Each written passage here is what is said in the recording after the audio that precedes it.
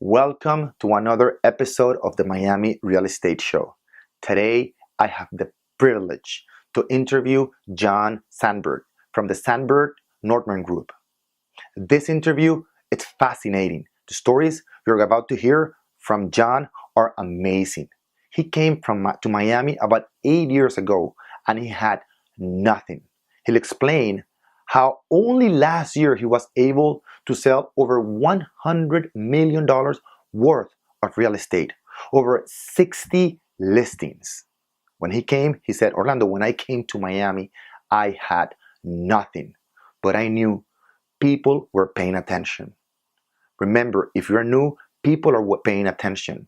They won't give you business right away, but eventually you'll get the business. He says also, when agents are new, they become very creative instead of just doing what works. So you need to make sure that you remain teachable. Don't try to reinvent the wheel. Do what works. Follow somebody who's been successful in the industry already. He will also talk about how he broke into the multi-million-dollar market. And the last thing he says, among all the things he says, it's success leaves clues. Pay attention.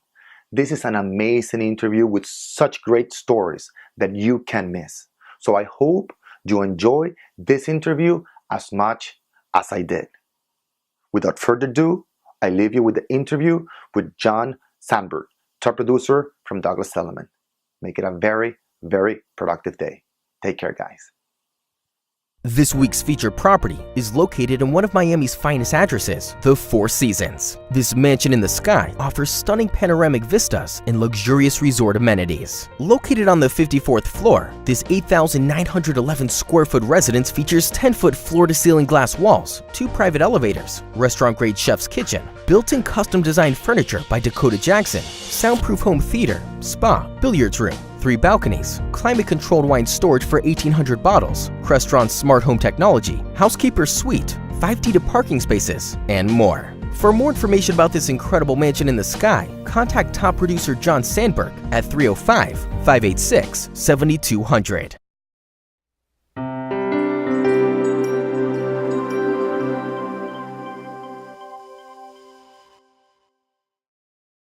Welcome to another edition of Top Producer Miami. Today, I really have the great pleasure, because I know we have some great stories for you guys, to have in the show John Sandberg from the Sandberg Nordman Group, right? Exactly. With Douglas Elliman. With Douglas Elliman. Again, in another beautiful listing from Douglas Elliman today. First question that I have for you, John.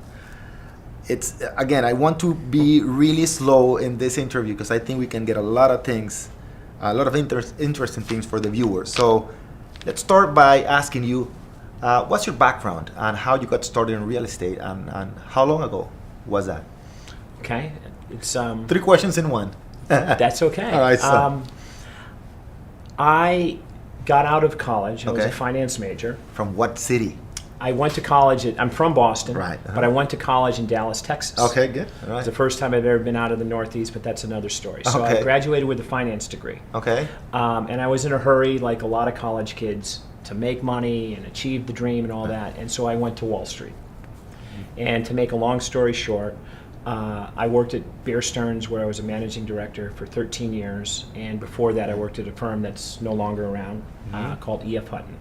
So I was basically in that business 18, 20 years. The finance world. The finance world. And I dealt with high net worth individuals and managing their portfolios. Okay. That's the world that I came from before real estate. Along that way, I did well and bought real estate and sold real estate. Okay. So I always kind of had the real estate bug, and I really, really liked Wall Street. Okay. I mean, real estate. Okay. In the Wall Street business, we would sell to our clients, and we were talking to a phone, and they would send us millions of dollars, but there was nothing there you could touch. Okay. Right. What Right. interests me in real estate is you can feel it, you can touch it. You know, Right. there's days now where I used to sit at a trading desk, and there's days now where I'm going to see a multi-million-dollar property with the sun hitting me. through the sunroof, and it's just like, Right. I love this. Right. It's something tangible. Yeah, it's something tangible, and it's Right. it's sexy, it's cool, it's neat. You know, like it's possibilities. Like this is what you should do here. Right. By the way, I didn't mention, I forgot to mention one of the most important things that I have here in my notes. You have the most expensive listing right now in Miami. Yes, For- Miami. for how City much? of Miami. $21.95 million. 2 million at $22 million listing. $22 million. Exactly. You have right now over 60 properties for sale, listings right now. That's correct. And last year, John's production or the team production was over $100 million in sales. A little bit over $100 million. So definitely right now we have a top producer in our show. So you said something very, very important. Real estate is tangible, and you are touching in a $22 million property, which is how many square foot? But that square property you just Yeah, mentioned? Yes. That's 8,911 square feet. 9,000 square feet. 9,000 square feet overlooking Miami. Not only overlooking the bay, but overlooking South Beach and overlooking the ocean. It's on the 54th floor.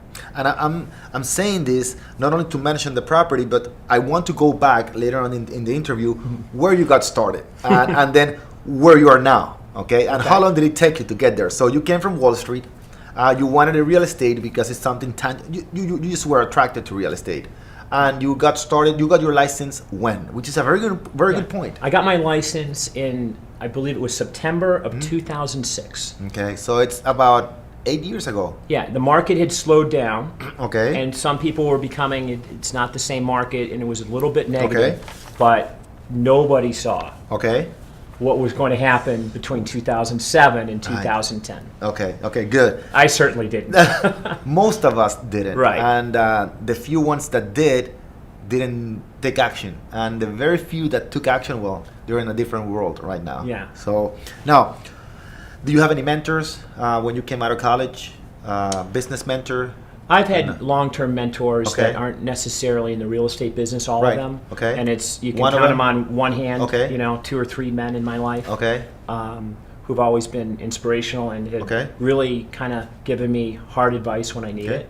What advice, on one mentor in specific, can you name one person that was your mentor that you learned from? A guy in Boston Uh-huh. who's like a second father to me. Okay. I lost my father 20 years ago. Okay. And he has been very special to me. One piece And of now he's almost an 80-year-old individual. Okay. He's been there, done that, Okay. been successful, had adversity, and through the years we've talked a lot about true success is not Okay. what you do when the wind's behind your back. Okay. It's when the wind is in your face Okay. and everything is happening seemingly wrong and hard. It's picking yourself up off the ground, getting out of bed, and attacking the day, even though it's not easy. And how you handle that. And that's the way that's the route I want to take the interview today. Okay. You came from a successful career on Wall Street, but then you decided to come to Miami, right? But before that, you had a big failure, right? Because you were with Bear Stearns. I've had a couple of very tough times. Okay, can you in share business. one of those failures? Because especially related to Bear Stearns. I mean, you were in the top of the financial. I wasn't world. at Bear Stearns when Bear Stearns and the financial Okay. markets. I was in real estate when that happened. Okay. I'd already left Bear Stearns. Okay. Okay. But there was a tough year that I had in 2008. Okay. A lot to do with the real estate market, but Okay. some personal situations Okay. that. And then I had a lot of money Okay. tied up in Bear Stearns. Okay. So, All right. a lot of money. A right. good amount, too much probably, of my net worth. Okay. And I was I saw in a week the stock go from 60 to 0. Yes, I remember that. And it was a very, very tough, trying time. And a time of, why is this happening to me? Uh-huh. And why is, when it was happening to thousands and Right. thousands of people. Yeah, not I only was to- not alone. Right. But it was a very, very tough time. What did you learn from that situation? That anything can happen. There you go. And, Anything can happen. I remember being on Wall Street and coming in on a Tuesday morning, September 11th. And Oh, you were in Wall Street on 9/11. yeah, well, I was in the Wall Street, Right. I was working Right. at Bear Stearns, and 8:30 that morning, we were walking out of a morning meeting, not a care in the world, everything's great, and 2 planes hit the World Trade Center. Life changed in an Right. instant. In a second. Right. So. Lost a lot more money in 2008 when Bear Stearns imploded. But that was another opportunity for me to really learn about myself, what my convictions are, and I've done it before. Okay. I've become successful. Right. Okay. I know what to do. I know how to do it. I went through my victim stage. I Right. went through my feel sorry for my stage. Which happens to a lot of agents when they're not making It's money. part of this business. It's exactly. It's one of the. We used to say this in the Wall Street business because we were in the securities business, right? Okay, right. And we would joke, we're not in the securities business. We're in the insecurities business because it's always an insecure place that you're. So real estate, it's pretty much like that, right? If you don't, Absolutely. if you don't have a plan, if you really don't know exactly what you're doing, if you don't plan for the future in your career, Life is tough. It's life how is- you handle yeah, adversity. Exactly. That's Well, it. that's part of the lesson you learn from one of your mentors, right? Yeah. Now, you have the most expensive listing right now in Miami. In downtown Miami. Downtown Miami. 22 There million. are there are more expensive. a small definitely. handful Right. of more expensive listings in Miami Beach, Right. but it's a different market. in downtown Miami. Correct. But you got the license in 2008 2006. and 6. We were talking behind cameras. Mm-hmm. How a very particular time in your career in real estate Yeah. where you had no listings, right? I had You zero. have, you have over 60 listings right now, but at the time, just 8 years ago, you had Right. 0 listings, right? Zero And listings. explain to me on cameras, because you were explaining that before, what happened? What did you do at the time? So you went to somebody and you asked for help. Right. Uh-huh. And I pulled in my these small number of people that I take advice from. But I read a book Right. that really helped me. Uh-huh. And I don't work for this company anymore, but I read a book, and it's called The Millionaire Real Yes, Estate Agent. you have to read that book, definitely. It's a fantastic It is, book to it is. anybody that wants the bottom line. It is.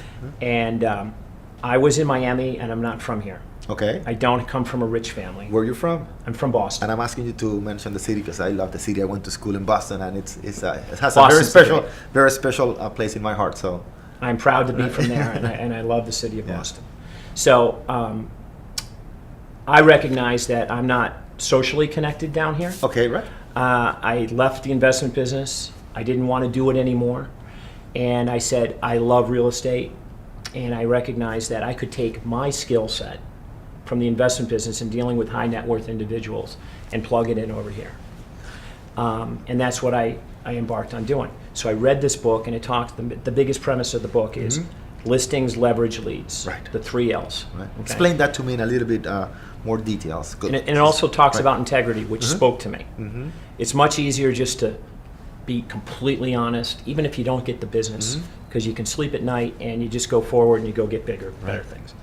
And that's basically what the book discusses. But the 3 L's, listings, leverage, leads. It said first start with leads. You got to accumulate leads. Leads come from everywhere. They come from conversations. They come from whatever marketing you're doing. And then you refine your leads, and you stay on your leads, and you build a database. You get listings. We were talking off camera about this. Listings are your business. Buyers come and go. Buyers will let you down. Some of my biggest trades have been buyers, but it's not how you build a business. You build a business with listings. Listings you can manage. Listings document you have weight. You have a place in the business. And then you slowly, the book talks about, bring in leverage, bring in an assistant. So important. Do not overstep. Right. The book talks about green light, like make sure it's working, make sure your assistant is working and there's leverage to it. If you build more of a marketing in one area, make sure it's working on a small scale before you put more money into it. So how to use leverage. And the book really spoke to me. So I did those things. Okay. But at the beginning, I had nothing. Okay. And we were laughing about my Yes. first listing. Yes, please explain or share with the audience your first listing. So I was plugging away at the office, I think about 9 o'clock in the morning, and I had 0 listings. And, I felt pretty good about myself. I'd been a managing director at this Wall Street investment banking firm, and here I am. I'm having to be right-sized and having to be humble, and Okay. which in itself wasn't humble, even thinking like that. Okay. A man walked in, a nice Jamaican man walked in, and he had a house that he wanted to list. So you were doing floor time. I was doing floor time. Imagine, okay? So a top producer, Yeah. with sales over $100 million last year was doing This is floor in time. 2006. Right, End of 2006. right, I'm but doing it's not floor a long time, time, and yeah. I'm grateful Of course, for having floor definitely. time. That's okay? the point. Yes. So this individual walks in, and he's like, "I'd like to list my house. All right. So will you come and see it?" So I go, "Sure." So I go to see it, and I had the briefcase, I had the Your suit, suit. There you go. I had the French cuffs, I had the presentation that I'd labored over and covered, I had the comps. I'm ready to list this thing. And not only do I want to list it, I have to list Yeah. it. I gotta list it. I need this because if I do this, then I can get there. Right. And I want the eye on the prize. Okay. So I go to his house, Okay. and he doesn't really have anywhere for me to sit. Okay. Where is the house? Okay. If anybody that's watching this knows this market, it's in Liberty City. Okay, good. For the people that live in Miami. So, I'll let you explain it. okay. Well, it's one of the lower end in terms of price market in Miami. Correct. So it's not downtown Miami where you can have a $22 million listing. It's how much was the listing at the time? I believe I told him to list the property for $137,500. Right. And that's a high price in that area for the people that are not from Miami. The market hadn't quite turned over. Okay. I bet you it went 4 years later to Okay. about $50,000. Imagine $50,000 exactly. So I get to the listing appointment. He doesn't have a place. He wants to sit in the backyard. And he took a bucket, Okay. turned it upside down, and said, "Would you like to sit here on a plastic bucket?" Okay. I got the suit on. I got the whole deal going on. The Miami summer. And I said, "Yeah." And the sun was beating on my face. And I remember having a moment going, "This is where it all starts." Okay, Like, good. this is funny. All right, Like, all right, good. Where's the camera? And I'm pitching this guy, and I wanted that listing. I think Like- he gave it to me like 3 days later after several phone calls, and I sold it. Oh, good, man. So, good, good. It all started Nice. there. See, it's a lesson here to share, but there's a takeaway from that story and a lesson. It's that most of us start from basically zero. You have to build your business. When I came to Miami, I came from Boston to Yeah, school, but I you didn't know mentioned. anybody here in Miami, and it took me a while to develop the business. And for most people, it's like that. But even if you have the connections, you need to understand that people that have the connection or the wealthy clients, those wealthy clients know many agents too. So you need to provide value. You need to have your powerful message. You need to know how to make a presentation, how to handle the objections. You need to make sure that you know how to pre-qualify, how to follow up, how to close your clients. And that's a process. So you came from a $137,000 listing to a $20 million listing. Imagine. So in just a matter of 8 years. So it's a great story. Great I'm story. very grateful. Yeah, very good, very good. All right, so any success story that any of the many success stories that you want to share with us today? I think that, one of the things, and it took me a while to realize this, is never give up. Right. In this business, particularly this business, you can have a life-changing experience by somebody that you meet happen good. without even, you woke up that morning, you didn't think it was going to happen. Okay. And you never saw it happen. And that can happen. So always have faith in that. Young agents come to me all the time, like, how do you do this? And I will say something like this. Work really hard. Be really focused on whatever you want to do. Do not Focus. do not be jack of all trades, master of none. There you go. Okay? Get real good at what you do. People are paying attention to you. They won't do business with you right away, but if they respect your knowledge of the market, they respect your integrity, and they respect your hard work, you will eventually get business.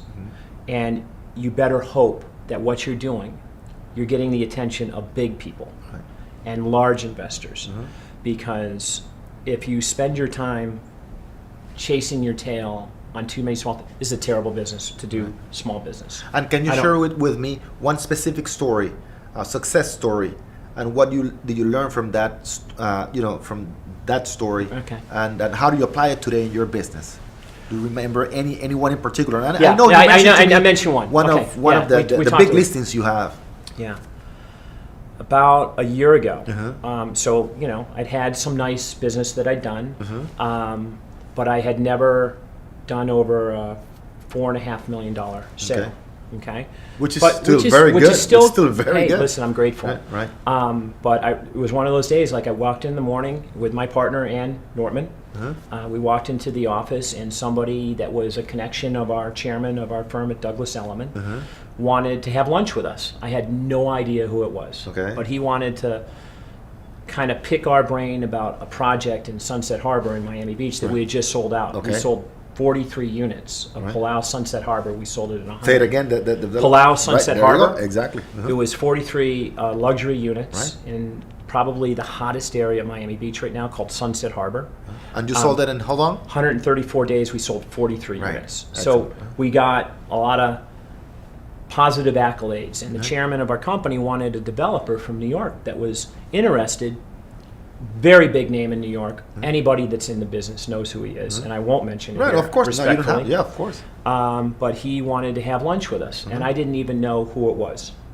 And at the last minute, my partner, Ann Norman, said, we're having lunch with so-and-so. This person. Right. And I Google him, Okay. and I'm like, oh my God, All right. like this guy is a heavyweight. And we had a 2-hour lunch, and at the end of the lunch, he mentioned he had a house, and just asked me, what do you think it sells for? I didn't have any idea if it was for sale, if he wanted to sell it. But the next thing you know, he says goodbye, and that's it. And I was like, that was a great time talking Right. to a guy like that. Of course. Because he's so smart. And I learned a lot from that. 2 hours later, the chairman of our company called me. Let me stop you right there. Yeah. What do you learn from that conversation? One thing that stands out, speaking to a person that is so successful in business. What traits? What do you capture? during- That individual, Right, or, uh-huh. or an individual Yes, like that, that he knows exactly what he's doing, Okay. and he is an expert Okay. in that one area. Okay. He may not know much about this. He may not know much about this. That guy, I'm fascinated by. Okay. He does not use a computer.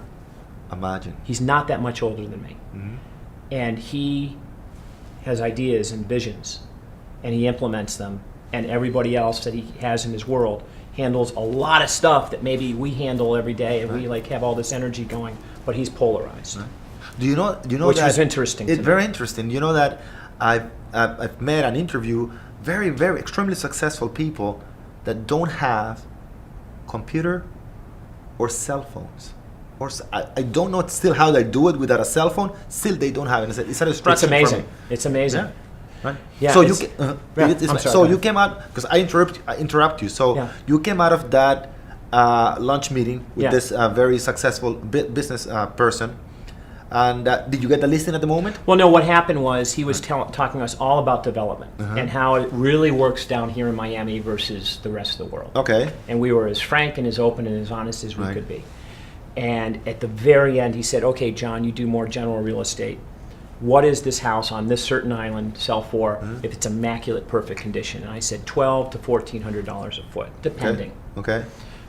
And that was it. I didn't expect anything out of it. Okay. 2 hours later, my phone rang. It was a block call. And it was the chairman of our company, Okay. Mr. Howard Lorber, who called me, and I never talked to him, and I called him Mr. Lorber. He told me to call him Howard, so I Okay. felt better. Okay. And he said that individual that we just met with would like you to list his house for $14.75 million. Okay. And Big break. that morning, I never saw that coming. Okay. Okay. Okay, I didn't realize I was having lunch. Okay. And that's what I'm talking about, is always believe. Right. We ended up selling the house, and it put us in a different Right. echelon that we could come into listing appointments and Right. present ourselves. Right.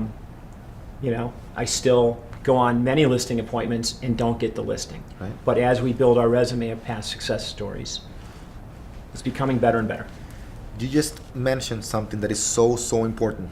And for a top producer to say it, we know it. But anyways, you have that very clear and you're at peace with that, which is I go to many listing appointments and I still don't get the sale. By the way, there is no agent that has 100% results in the industry. No way. There's none. Doesn't happen. It doesn't happen. But you say it in a way that you're okay with it when it happens. You put all your effort, right? You use all the tools that you have, all the knowledge, but you understand that sometimes it won't happen, all right? Yeah. And that's something that we are very, very adamant in our coaching program. We need to make sure that we make presentations, right? And the presentations might last between 25 to 30 minutes, including the objections. And after 30 minutes, it is time to leave, for the sake of the owner of the house, the client, and for your own sake. Because after 30 minutes, you usually start fighting and proving points. It's the truth. It's true. I was on one yesterday, right? just yesterday, right? for an hour and a half, Right. and I just had to end it. It just had to end it. If you can't prove a point, if the other person can't see the value you bring to the table in 30 minutes, the whole presentation, Yeah, he won't see it in 45 minutes or in an hour. right. So it's just I time to agree. go. And sometimes it's not you. Sometimes it's that the person is not ready. Yeah. It's just the person is just not ready yet. So make sure that you understand the process of the presentation. You go first through the first stage, which is the physical inspection of the property. Then you go through the pre-qualifying questions. You went over the client on the phone, and then you do the presentation of the market analysis. And after that, you handle the objections. That takes you about 30 minutes, the whole process. Right. And of course, if it is a big house, 9,000 square feet, like the listing you have right now, it'll take you a little bit longer. All right. But you need to know exactly at what time you have to end that conversation, move on, and continue with your business. Right. Right. So, very, very good point.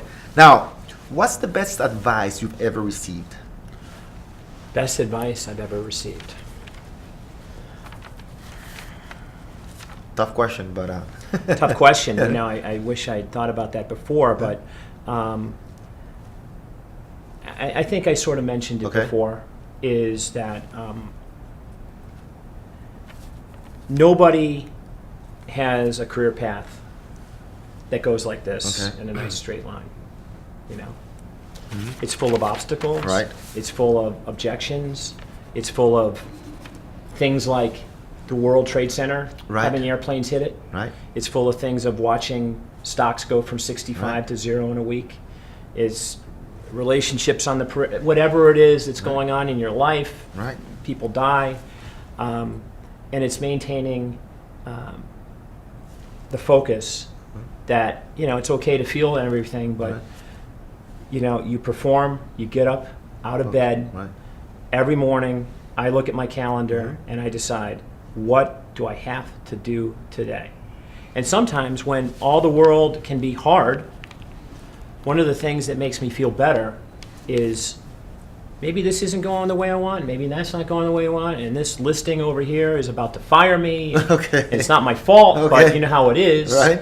And so whatever else is going on in Right. my life, what can I do today so that tonight I feel like I did the best I can today? Right.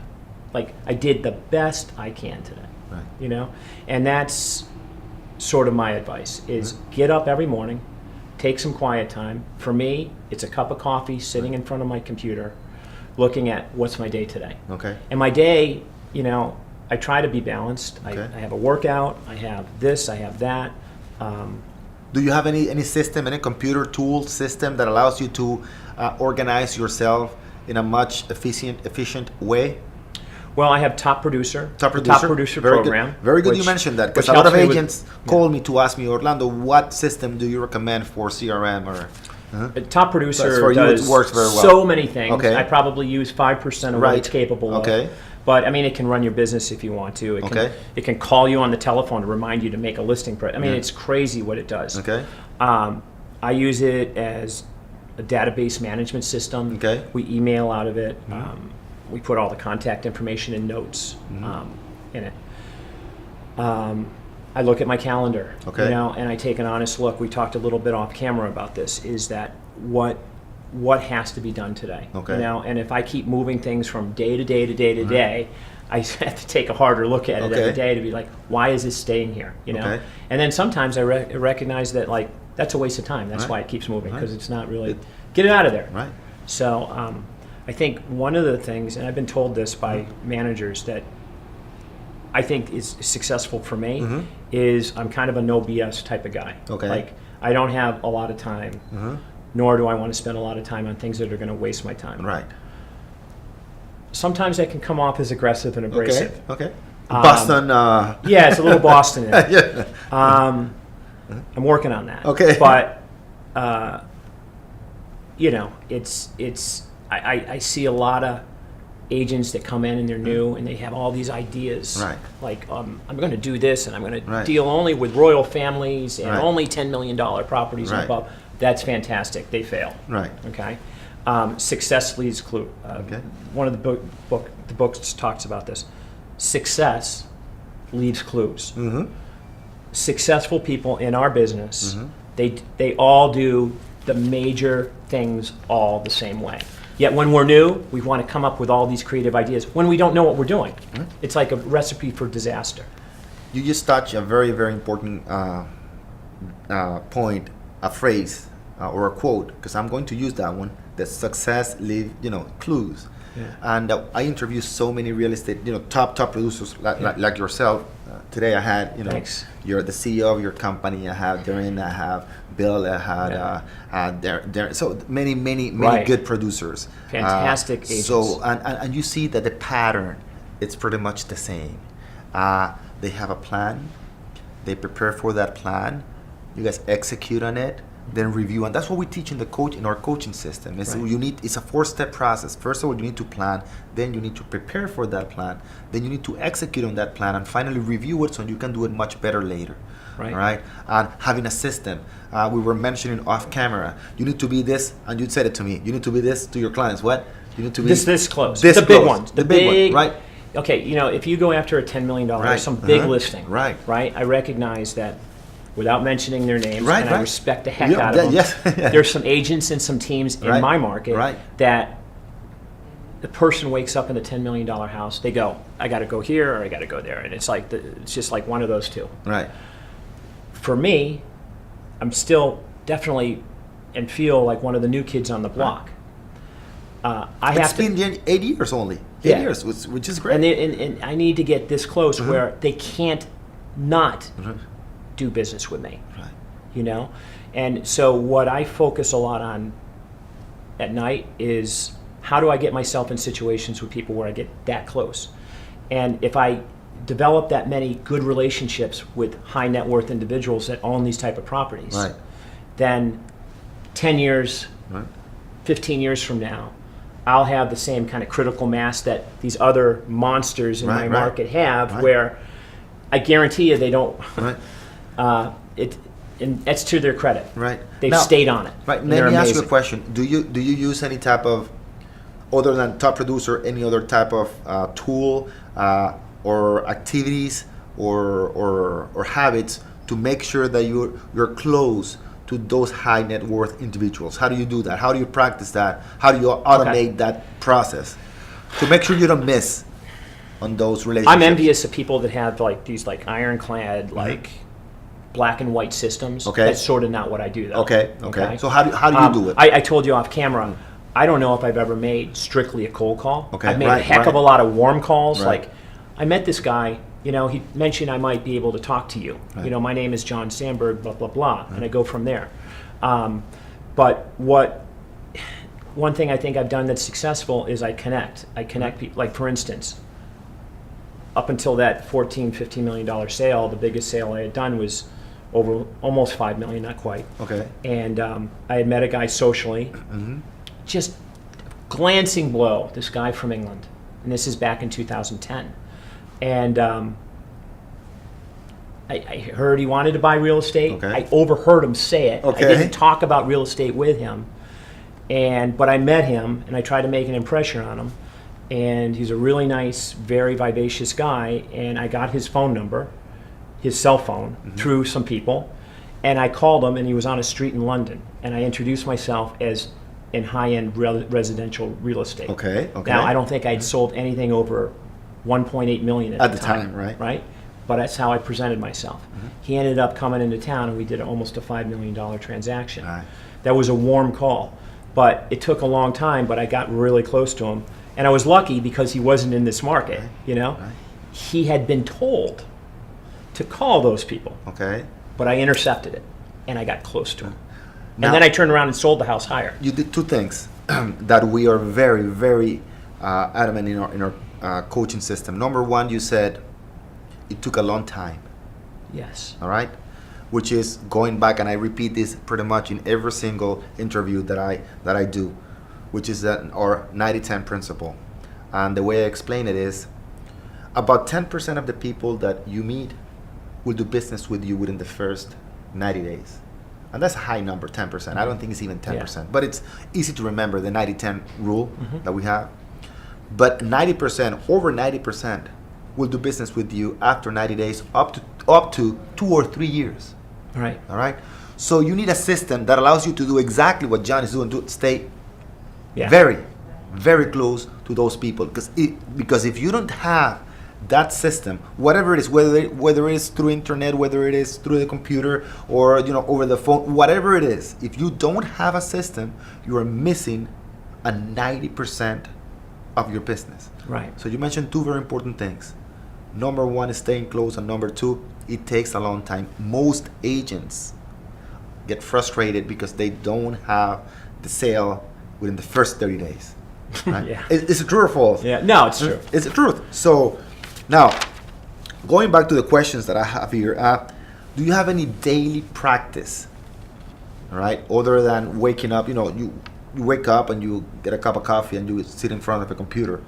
Any activity that allows you to release stress? Yes, every Tuesday and Thursday and Saturday. Okay. I have a personal trainer. Good. Okay. Every now and then the day gets away from me and I Okay. have to cancel. But 4 o'clock Tuesday, 4 o'clock Thursday, Afternoon or in the morning? in the afternoon. In the afternoon. Okay. And I'm a little, I know that some people like to work out in the morning. It's not me. That's My brain is too It's different. vibrant and busy. Everybody's different. It's something for me to look forward to. Okay. I plan my day around it. And then, so Tuesday, Thursday at 4 o'clock, and then 10 a.m., the same trainer. Okay. The guy beats the heck out of me. Okay. Yeah. And it's very quick. It's half an hour. And Half it's an hour. Severe weight training. It's a total philosophy. You'll that have we to give me believe that in. contact name. It's half an hour. Yeah. Very good. Half an hour, and I'm in and out of there. That works for me. He kills me. Okay. And it's been very beneficial to me. I go running on the beach. I'm blessed to have Beautiful. to me, probably the most beautiful beach to me in the world that I've ever seen. Okay. And I've been everywhere. Okay. It's amazing beach. Okay. I go running on the beach from time to time. I'm Okay. not supposed to because I got bad knees, but Okay. I go anyway. Okay. And then, for fun, I haven't done it in a while because I just had a baby. About Congratulations. First one ever at Wow. 51 years old. Wow. Nice. I didn't know that. Okay. So I don't do this as much, but maybe we'll get back to it. But I love going down to Lincoln Road and just having dinner with friends and Right. hanging out for 2 hours Right. at night and just watching people walk by. Nice. It's never, I've been here 11 years, it still doesn't get old. It's never boring, right? No, it's never You boring. see all type of people in South Beach, right? It's It's incredible. Huh? It's a spicy city. It is. It is. Now, you've come a long way, right? You Okay. came from the financial industry.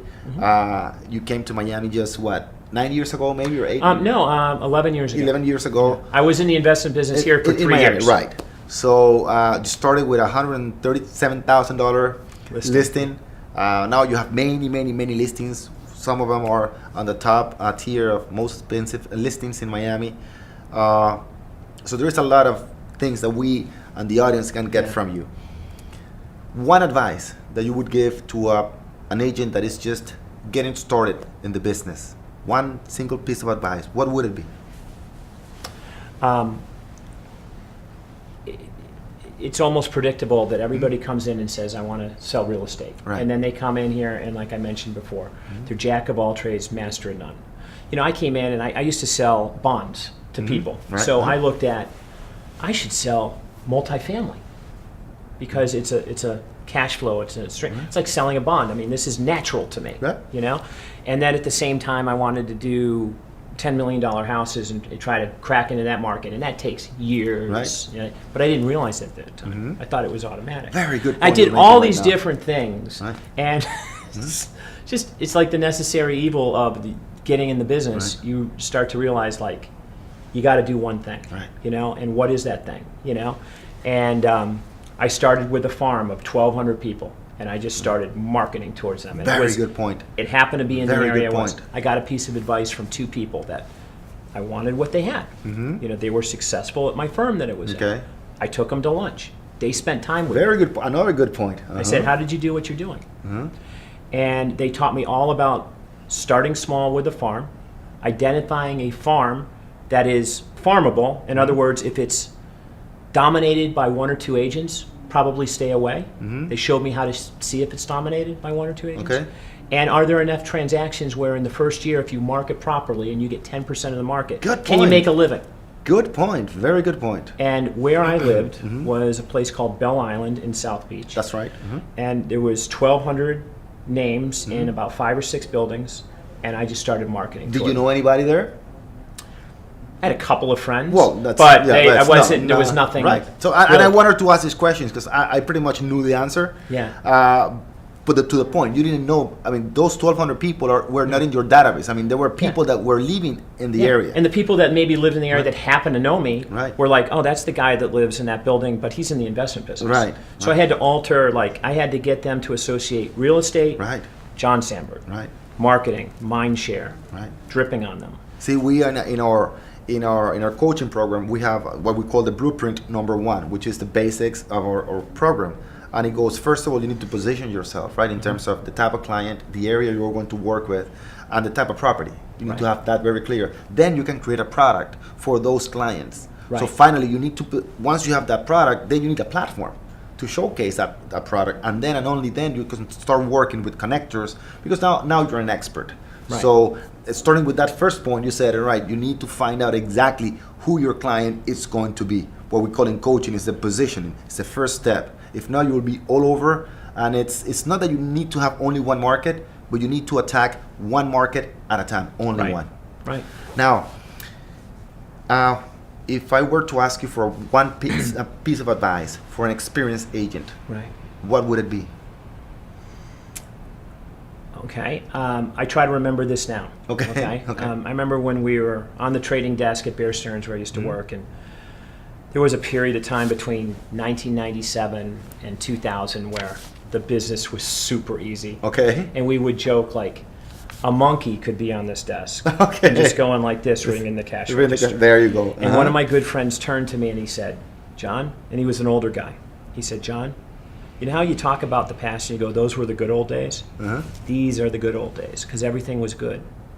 And soon after that, adversity hit and the market melted down. and Okay. there was a lot of bad things that happened. The biggest piece of advice I would give experienced agents is I'm trying to keep this myself. Okay. Stay humble. Stay up. There you go. Stay true to what you're doing. Don't get too fancy, you know, just because you have a couple of big listings and everything. Listen, I love being associated with a big listing and doing that business. But I don't forget that the million, the $700,000 place, the $1.5 million place, that's the bread and butter. Yeah. That can be what feeds my marketing dollars Right. to go after. Very good point. I'm not Very a guy. good point. I don't know if that's what you want to hear, but I No, am but it's- going to do it. Do I have time to show rentals? I don't do that. Right. Okay. I have a team now where we can Right. show that Right. and get that done for Right. people. But, you know, I see it all the time. You know, I came in the business in 2006, and there was a bunch of spoiled, rotten agents because Right. the business had Don't been, look at me. No, I was the one of them. The business was so easy to do. It was so easy. Yes. Yeah, and then, you like- didn't need any skills. Yeah. Any skills at all. And I came in and I didn't know any different. Right. And I just saw this dazed look like, Right. oh my God, you have to work at this business. Yeah. So my experience is like, just keep working. Right. Just keep working, stay humble, stay right size. And the other thing is too, and I was guilty of this, I didn't do it in my investment business, and I can get into that.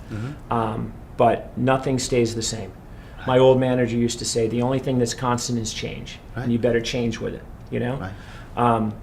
I happen to know like some of these big agents that I mentioned before, and they're doing social media, Right. and they're in their 60s. Social media does not Right. come natural to them, Right. I assure you. Right. I myself have starting to get leads off of social media. Right. That's not my fabric. Right. But we change. We Right. have to change. I'm reading a book right now that's called, and I recommend that to everybody that it's listening right now. It's called The Plateau Effect. Right. All right, and done with some research for over 50 years. It's an amazing book, and it says a very simple thing, but it's everything works until it doesn't work anymore. Right. And it gives you so many statistics Yeah. and real stories in life, Right. Which is just incredible. 15 years ago, cold calling, used to work. It used to work, right. but 15 years later, it doesn't work. Absolutely doesn't work. People are and you're listening to a top producer and says absolutely it doesn't work. Cold calling, people are way too smart for cold calling. Way too smart for it. We have technology, we have laws right now that identify who's calling and the pitch. Even if you are granted, there might be a few people that's still good at it, but do you want to build your business like that? I don't think so. So, yeah, definitely, things change, and Yeah. you need to evolve. You need to innovate in this business. That's right. Any other piece of Stay advice? teachable. Stay teachable. Very good. Very Stay good. teachable. Very good. Yeah. John, it's been a pleasure. It's been a been real my pleasure. I would keep you here the whole day, but I know it's Friday. You gotta go home back to your wife and the new baby. Congratulations on that. Thank you so much. And again, thank you very much for coming to the show. Thank you. Thank you, John. I Thank you appreciate very it. much. Thank you for watching another edition of Top Producer, and I will see you next time.